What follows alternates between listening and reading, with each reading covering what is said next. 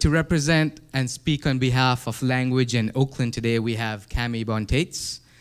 Camie has her PhD in the history and philosophy of science. She's been at Chabot Space Center for the past 9 years. She's the creative content producer, and she also co-runs the Open Science Lab at Chabot Space Center. And I was looking up Chabot Space Center. It was actually founded in 1883, so it's a serious Oakland organization. Camie lives in Berkeley with her family.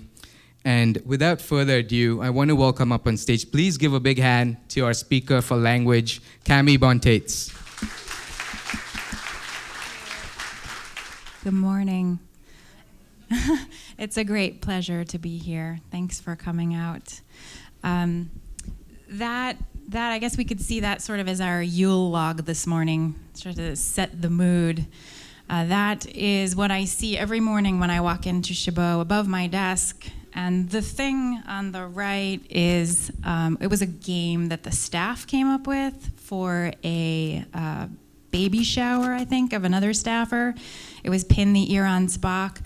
It was made with reverence. We love Spock and Leonard Nimoy, so that's one side. And the other is a sign that was left on my chair one day, and I wasn't sure what the intent was. Was it sort of a warning, like you're just here for a while, do your best, or was it more metaphysical, we're all just on this planet for a while? So that's your Yule, just kind of think about it. Before I was at Chabot, I ran an environmental education program in San Francisco, and the intent was to inspire kids to love the environment so that they would become stewards of the environment later. And we would take them out on field trips, and usually into nature, have them work, get down and dirty. But one day we decided, well, let's bring them to something different. Let's bring them to do an exercise where they can explore why they're doing what they're doing, and maybe a writing center would be great. So 826 Valencia was just opening, and we brought them over there.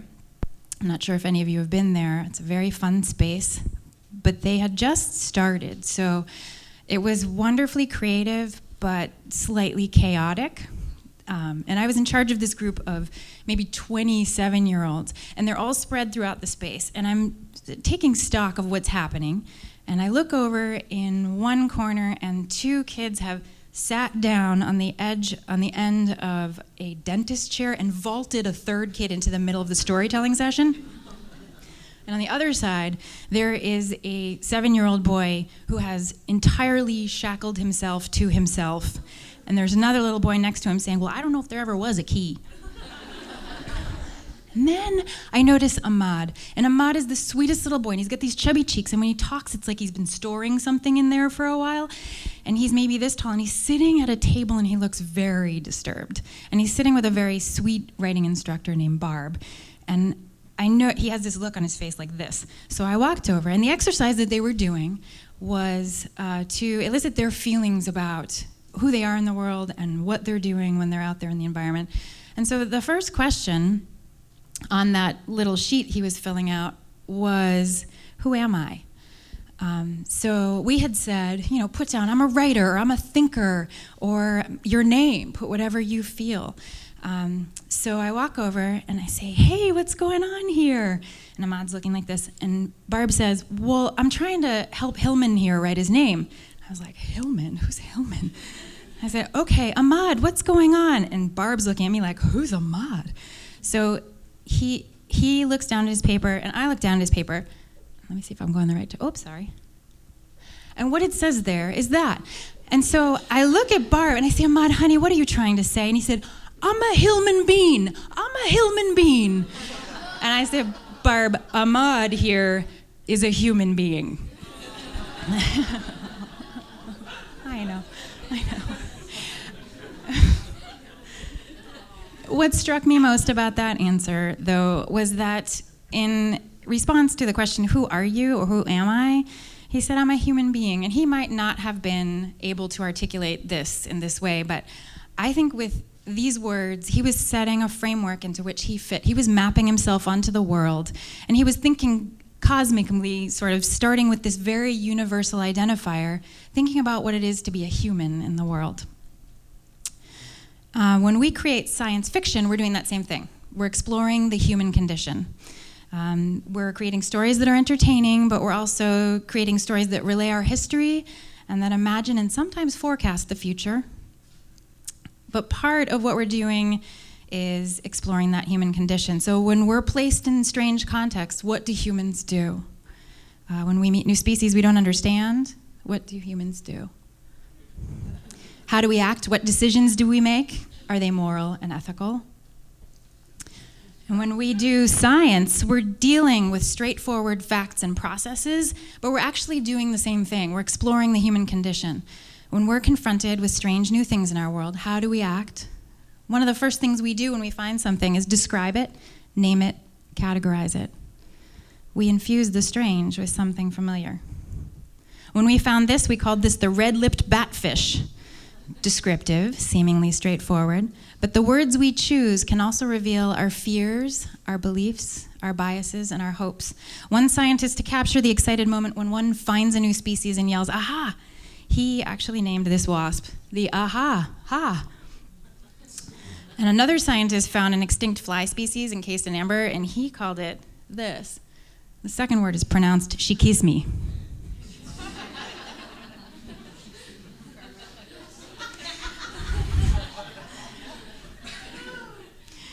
We put a little bit of ourselves in the names we create. It's also a way to have some control over nature. We show that as a species we've categorized, understood, and are confident about a thing. And in a way, naming something can be seen as possessing it.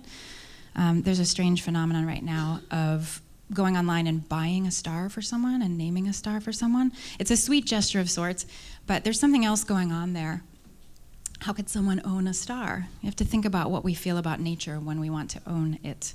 Apparently, as of this month, I was looking at this the other day, there are 4 stars named Donald Trump and one named the Donald. You'll be relieved to know, though, that the only organization that can actually name a star is the International Astronomical Union, and as far as I can tell, those were not the names that they chose. So for this and other equally compelling reasons, it's so important that we self-reflect by looking at the names and the words that we choose to describe something. Language is a powerful tool, and I'm a writer. I take language very seriously. I take great care in the words I choose, and I write for the Chabot Space and Science Center, as Savio told us. Here's Chabot. I work with a host of people who are wildly creative and care deeply about education and our communities. In particular, the underserved kids of Oakland. We have a very strong relationship with the Oakland Unified School District. The kids come up to Chabot for programs, for classes, for immersive experiences that I think they say are formative. And here are some of those kids. It's a joy for us to be able to teach kids. And to teach them to use the incredible lens of science to understand their world. And in addition, in our open science lab, we research how to teach them a vastly important thing, which is that science is a human endeavor. And it's a storied thing. It's real, it's bolstered by facts, and it explains things in a way that no other genre can. But it's also packed with creativity and our stories. And if it's such a human endeavor, well, then it's their endeavor too. And the students, their unique ideas and their wildest solutions and the words they choose are the ones that we can only hope will bring a more inclusive, collaborative, creative, science-fueled future. Humans are trying to do some egregiously incredible things. We're inventing green tech to try to save a planet. We're inventing other tech to try to go travel to and live on another planet. The Large Hadron Collider, all of these things are amazing. And this next generation is going to need a thoughtful, inclusive manner, and they're going to need a madly beautiful way of innovating. So how do we help them become that future? Well, we're working on a curriculum, and we're piloting it with our teen program. where we invite them to reframe, step outside of the formats and the formula that they're used to. And when they're doing science, we ask them to be theatrical, poetic, deeply thoughtful, metaphorical, even sarcastic, whatever they feel, to describe their world in a unique way in their own words. How does one own a word and make it theirs? One way is to explore it and be playful with it. So this is a word that comes up from time to time in a place with 3 giant telescope domes, 2 astronomers, and more bad science fiction puns made in the staff kitchen than should ever be made. So the first thing we might do with our word as an exercise with the kids is we look it up. So dictionaries are repositories for sanity and clarity, and once you look up a word, you feel confident in it. You have that word, and when you use it, you'll be understood. So to a great extent, thankfully, this is true. So here is Merriam-Webster's simple definition of alien. It's popular.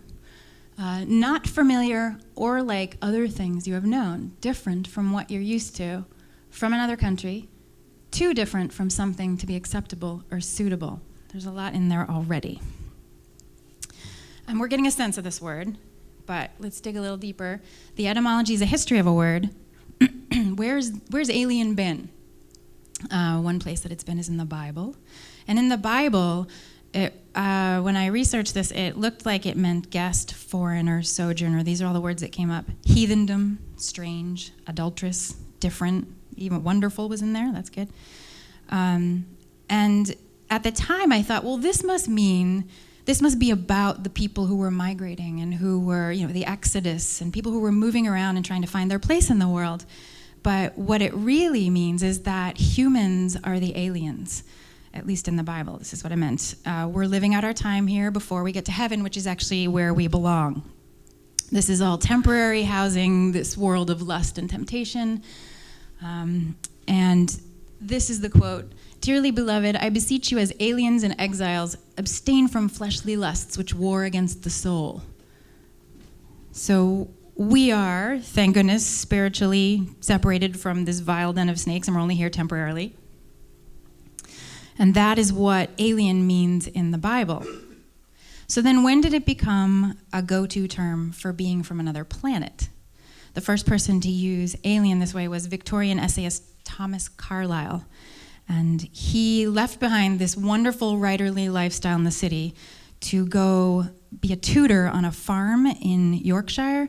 And it sounds like it was a little too rural for him. So he wrote this hyperbolic letter to his friend describing the experience. "I am like being thrown from another planet on this dark terrestrial ball, an alien. That is someone who hates his job." And the word he chose to describe how awful it was alien. So here it is again. It's not a positive spin. So then alien spent a rather remarkable few decades lolling about in letters in Europe, and then it appeared again in the US when pulp science fiction began to appear. And in 1919, Abraham Merritt wrote The Moon Pool. And his description of an alien was, "With that same baffling suggestion of peepholes into a world untrodden, alien, perilous to man." The first usage of alien as a catch-all term for extraterrestrials was 1929 when Jack Williamson, now known as the Dean of Science Fiction, published a 2-part serial called The Alien Intelligence. And this was formative, that he used it in this way. In an interview, he commented that at this time, science fiction was just emerging. Writers were few and far between, which is not the case now, obviously. And they all knew each other, and they would contact each other for a little camaraderie. They would get together. So it was all starting, and the word alien was emerging and catching fire along with the genre itself. So thus far, being an alien is not a great thing. But some other words that cropped up were slightly more complimentary. Sentient in the 40s, and savant is an alien possessing human-level intelligence, which are a much nicer direction to go in, and you see those strains still today. Visually, though, we did not elevate alien. It had amusing few decades during which it had some different costumes. There's the knob heads. It was green slime. And then it got worse. And you'll have to excuse this. I was a little worried about copyright, so I think you know who I mean. Okay. And there were brief respites from the bad rap in there. There were some good guys. So another thing you could do with your word is look at words your word is most often associated with. I did a scan of Sci-Fi Lit, and the words that form ranks around alien are frightening, strange, devoured, intelligent, illegal, we'll talk about that in a second, reptilian, abduction, long, tall, willowy, scaly. Most of what's written about is the eyes, as we all know. Clear, gray, silver, unblinking, bug-like, and of course almond-shaped. So this is from a site for children on how to draw an alien. The basics are the long, tall, willowy almond eyes. Right? You can also, I had a little fun with it, you can try to say alien or write alien in an alien language. I'll give you that's layered. So there are differing opinions as to whether Vulcan can actually be translated into English or letters. You could also say it in Klingon, apparently, but I discovered something. You say Nukna Nov, which means hello, alien. But then further along in the comments section, which I find very interesting and helpful, but also a lot of people spend a lot of time writing in the comments section. One of them said, Nukna is not hello. Klingons don't say hello. It translates to, what do you want? Which I guess seems more appropriate. So you can use that if you... There's also a serious side to the shifting impression of what an alien is. With roots going back as far as the Bible, it means stranger, someone who doesn't belong. So you should, when using your word, look at the shady politics. You might look at the political values. So to determine that an entire group of people can be called a word that also means not human, means they're not to be known or understood. They're aliens. The use of the word to describe a human that way has some obvious negative repercussions. But you'll be happy to know State Senator Tony Mendoza, just as of last month, had the term alien removed from the state of California's labor code. He said, well, it was previously defined, this word, as any person who is not a born or fully naturalized citizen of the United States. So the word itself isn't saying anything but the facts there. But what Senator Mendoza recognized was that the word had evolved. And he said, alien is now commonly considered a derogatory term for foreign-born people and has a very negative connotation. It has no place in our law now. And what I want to identify is the shift here. It's a notable thing. The word is not static. It moves with the currents of sociology and politics, and even personal beliefs. So I showed you photos of Kirk earlier, in part because he's iconic and they're funny, but the wonderful added layer to this is that he and his co-star, Leonard Nimoy, explored the human condition not only through their characters, which science fiction does often, but they also thought deeply about it in their everyday lives. And he said, we meet aliens every day who have something to give us. They come in the form of people with different opinions. And I also loved Leonard Nimoy's take, which is, my folks came to the US as immigrants, aliens, and became citizens. I was born in Boston, a citizen, and went to Hollywood, became an alien. So the other thing we do when we're looking at a word and what it can be is ask the kids. Despite what the hierarchy of age and ego might make us think, they are always more succinct and can take poetic license in a more beautiful way than we can. So we asked some of the kids in our Chabot classes, and they drew some aliens for us. And then they told us what they thought. An alien is like a tooth fairy, comes out of the clouds, takes the tooth or something that it needs, and then poof, disappears again. Weird monsters from plants and weird chemicals. Weird is coming up. Weird creatures from far away, cue Star Wars theme. And an alien is either very large or very small. That's open-ended. I think that's good. So next, we want to view our word with humility and empathy. That's always important. You want to know that? Spend a minute in aliens' shoes. So aliens live in space. Let's take a look at what happens to the human body when it goes into space.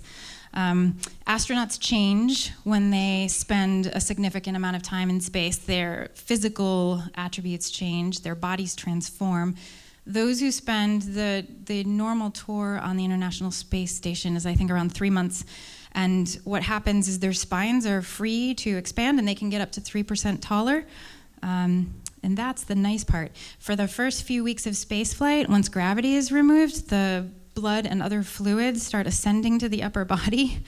And astronauts appear to have a puffy head and skinny legs, which NASA affectionately calls chicken legs.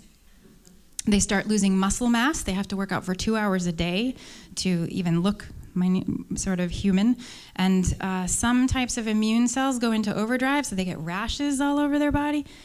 And Earth atmosphere is no longer around them to protect them from cosmic rays, so they're still studying the effect on the brain. This is Scott and Mark Kelly. I don't know if you've seen them. Mark was an astronaut. They're twins. And Scott is right now the commander of the International Space Station. And they are studying these two. Mark's on Earth. Scott's been up there since March 2015. And when he comes back down, he will have been the human who has gone into space and stayed in space the longest.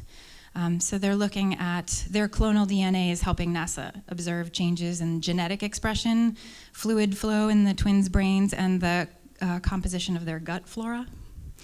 And it's sort of like one twin is staying human and one is human-alien combination. The next thing to think about is who else is thinking about your word right now? What are people saying about it? And I called a friend of Chabot, who is Seth Shostak. He's an amazingly thoughtful and smart man, and he is also the senior astronomer and director of SETI, which is the Search for Extraterrestrial Intelligence. And I asked him about, what are some of the reasons they search for alien signals, and why do we do that? Why do you all do that? And can you help me think about this? What are the human aspects that make us do this? Curiosity, an obvious one. Space is unbelievably mysterious. It piques our imagination like no other uncharted territory. Novelty, he said, we want something out of the ordinary to happen to us. And I think that's often true. There's some fear associated with this. There are a lot of disputes at SETI and in general about what happens if we do find those signals. Do we signal back? Do we actually want to know them? And also the thirst for knowledge. Our Mars rover, the Hubble telescope, and New Horizons, which just went back by Pluto and sent back incredible images. Something in us wants to find alien life. Something in us wants to extend our boundaries of home farther and into space. If you're driven by that curiosity, you can actually get an app called SETI at home, and you can, when your PC is sort of on downtime, you can lend your PC's processing power to SETI's search, which is really cool. You can also, the Kepler Space Telescope has been identifying exoplanets that have the best chance of having alien life, and you can scan snapshots that Kepler's sending back. And if you identify any suspicious patterns, you can let SETI know, and they'll check it out. So there are some people who don't think we need to look for aliens because we've already found them. That is George King, who runs the Aetherius Society. They've apparently been contacted telepathically by an interplanetary parliament. And this group transmits cosmic transmissions of advanced metaphysical significance to all of us. So this might sound a bit crazy, but in a 1997 Gallup poll, 72% of Americans believe that there is life in some form on other planets in the universe. 38% believe that there are people somewhat like ourselves living on other planets. 71% believe that the US government knows more about UFOs than it's telling us.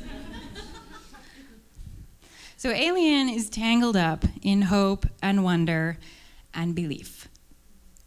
So let's ground this a bit. What does academia see? They plumb the depths of the human condition, and so there's a lot packed in there, and I read a bunch of the papers, which could take 7 more lectures, but I just pulled up the titles for you.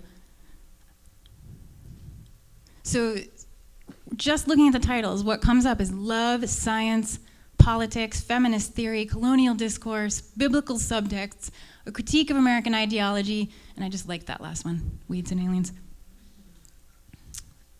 So what we want our students to know and what we strive for and what I wanted to share with you today is that one word can and should be fluid.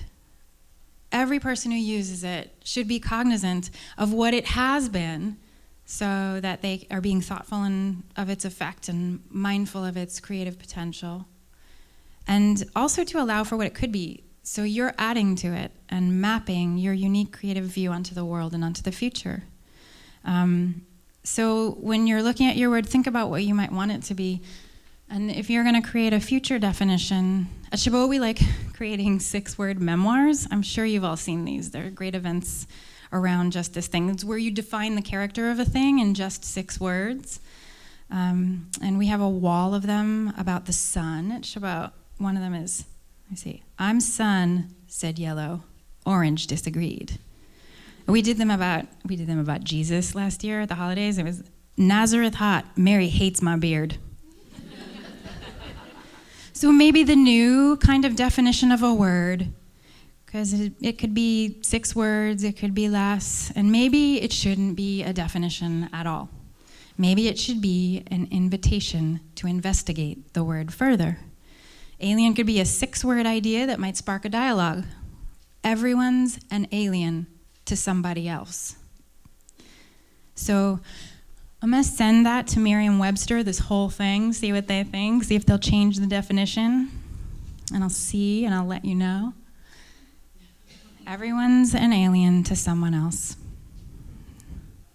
So I feel like we've all been in this together today, and you have all been the loveliest human beings to talk to. Thank you.